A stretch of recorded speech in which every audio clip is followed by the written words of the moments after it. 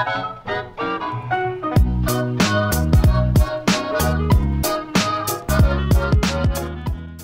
YouTube, my name's Nero and today we have some Call of Duty Advanced Warfare. It is update day, ladies and gentlemen, here on March 3rd of 2015. The big update is here. This update has a lot of stuff, there's a lot of notes to go through, so we're just going to hop right into this with the information. So first and foremost, the Havoc DLC is finally available on the PC. It got delayed a little bit. It got delayed like it usually does because, of course, PC players and PlayStation players get the DLC a month after Xbox players. So it had that 1 month long delay. Then they had to wait even longer. But now PC players finally have access to the Havoc DLC.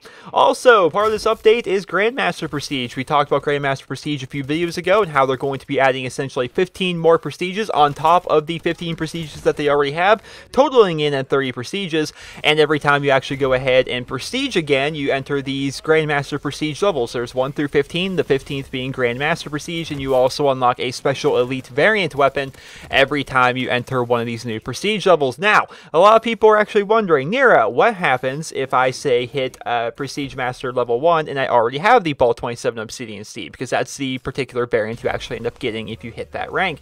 And I said, I don't know. I hope you don't just end up getting another one. Then Michael Condrey confirmed on Twitter that, in fact, yes, if you already had something like the Ball 27 Obsidian Seed, then you hit Grandmaster Prestige level 1, you're going to end up, of course, getting another redeemable Ball 27 that you can just go ahead and, you know, redeem for XP, basically, which is kind of crappy. It's a really bad system, in my opinion. So those of you that have been playing the game a lot, chances are, if you're already Prestige Master, you've been playing the game a ton, and you have a bunch of weapon variants, and you have a bunch of weapon variants that are actually on the list of variants that you're actually going to get from these Prestige Master levels, then you're not really going to be getting anything besides you're going to be able to redeem these things for a couple thousand XP. So that kind of stinks. But yes, ladies and gentlemen, nonetheless, Grandmaster Prestige is now in Call of Duty Advanced Warfare.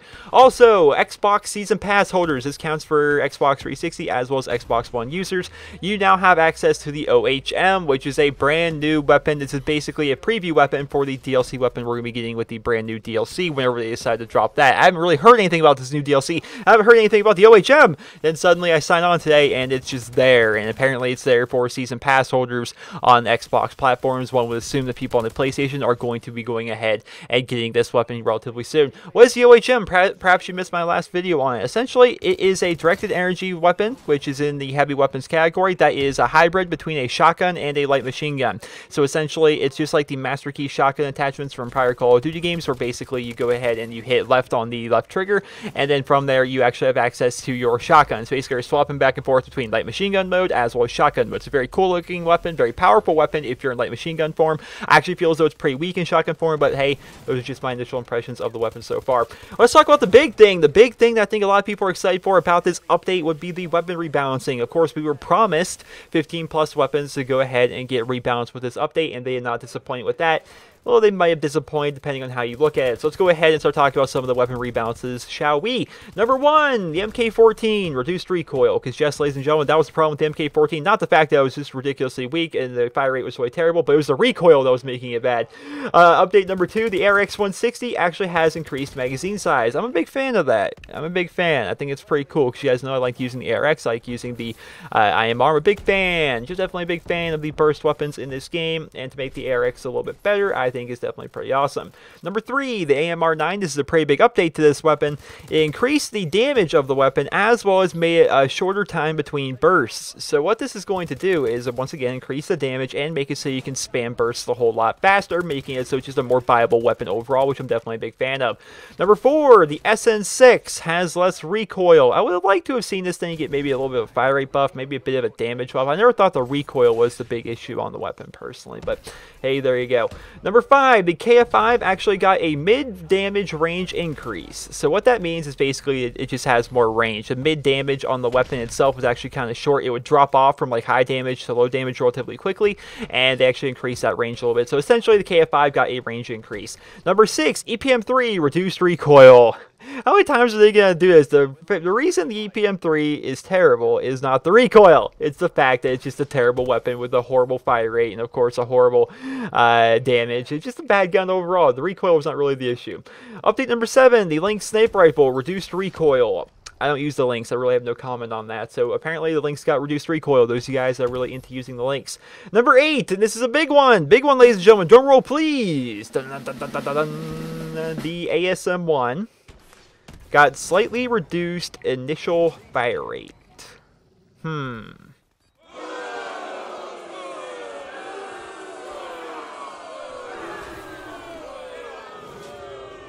I gotta say, I don't feel as though that fixes the weapon, and having played a lot of Advanced Warfare after the new update today, gotta say, the ASM1 is still running rampant, as well as the Ball 27, which, spoiler, Ball 27 didn't get touched at all in this update, and yeah, it doesn't really seem to have affected it too much. It still melts faces. You can still just roll your face all over your controller and still just get 50 kills every single game you use that gun, so I don't know, man. I don't know.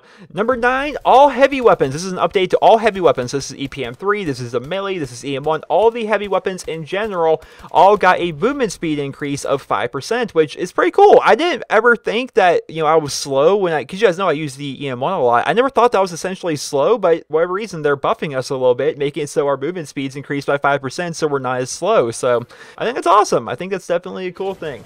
Number 10, all shotguns have reduced spread when using Gung Ho. And I'm already telling you guys, I was talking about in a video a few videos back. I'm like, hey, use the TAC 19, use it with Gung Ho. It's freaking awesome. And even then, I thought it was awesome. And now they're making it even better by going ahead and reducing the spread that Gung Ho causes on your weapon. So, telling you guys, it's like I can predict the future of this kind of stuff. Number 11, the S12 got a buff to its fire rate and its damage, so perhaps if you're a fan of the S12, you're going to enjoy that, because once again, fire rate and damage are both increased, just making it a better weapon overall. Number 12, the AE4 got its scopes corrected, whatever that means. Maybe its scopes are off center. I don't know what's up with that, but that's just what it said in the patch notes. The AE4 got its scopes corrected. Number 13, the Atlas 45 got mid-damage range and max damage range increased. So basically, they're going ahead and they're increasing the range on the Atlas 45. I don't use pistols very much, but there you go. And number 14, the PW pistol itself actually got a damage buff. So that's really what we end up getting with in terms of weapon balances. I really would have liked to see the ASM1 and the Ball 27 both get nerfed a lot harder than they did, or at least to see the Ball 27 get nerfed at all. I was in a ground board lobby this morning. I was talking about this on Twitter and how frustrating it can be, where essentially there was myself, and of course I was trying out the new weapon. I was running around with the OHM, right?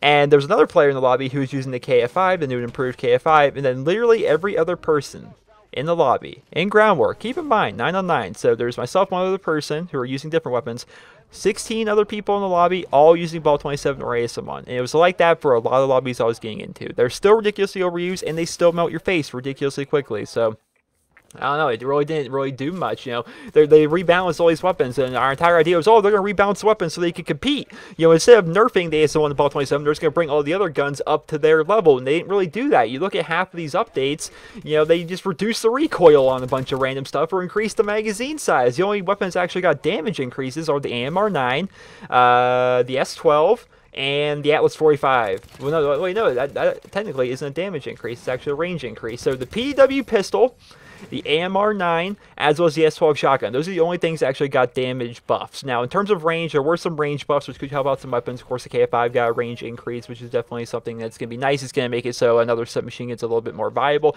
That's definitely pretty nice, but, I'm just wondering how this is going to affect the game long term. I really wonder if Sledgehammer cares about the meta of their game and how it can really affect the overall longevity of their game. We'll have to see how that's going to go down. Some other notes about this update to Call of Duty Advanced Warfare. These are, keep in mind, there's a bunch of patch notes, and there's a full link to all the patch notes in the video description if you guys like to go ahead and check those out. But these are some other notes I thought were pretty important, or something that people might find interesting, and so there's a lot of update stuff, like general optimizations and stuff like that, but this is stuff that I feel as though is pretty important.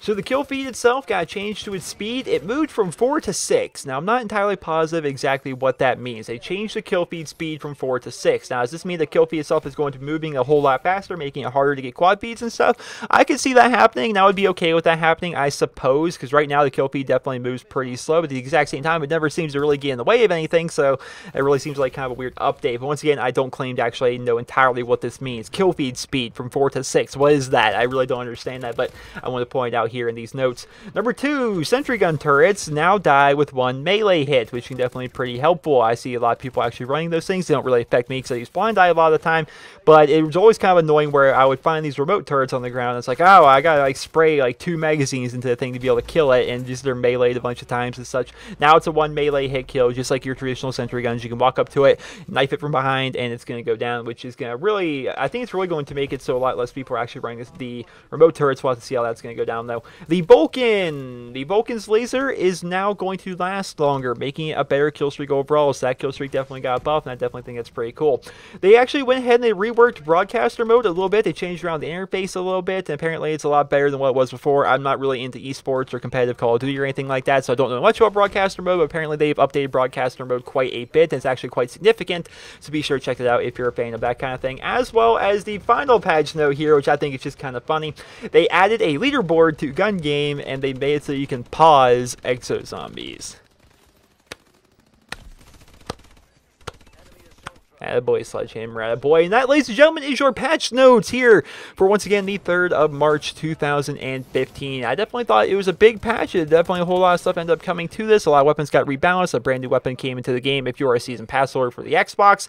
Of course, if you play on the PC, you actually now have access to the Havoc DLC. Lots of stuff ended up happening in this update. Definitely a pretty big update. They changed around a lot of stuff. And once again, if you would like to read for yourself the full patch notes, there is a link down in the video description. You guys can go ahead and read through those for yourselves. What I like to do in these videos is try and highlight things I feel as those important to me, as well as stuff I believe will probably be important to you. So once again, hope you guys all enjoyed this video, and if you did, please be sure to leave a rating where you guys feel the video deserves, and of course let me know in the comment section below your entire opinion on this update so far. What weapons do you think should have been balanced? What weapon do you think should have been nerfed? What weapons do you think should have been buffed? Are you happy with the changes they made to the weapons here in Advanced Warfare? Are you happy with that kind of stuff? Let me know about that. Hope you guys all enjoyed this video, and if you did, please be sure to leave a rating. Hope you guys all have a wonderful day.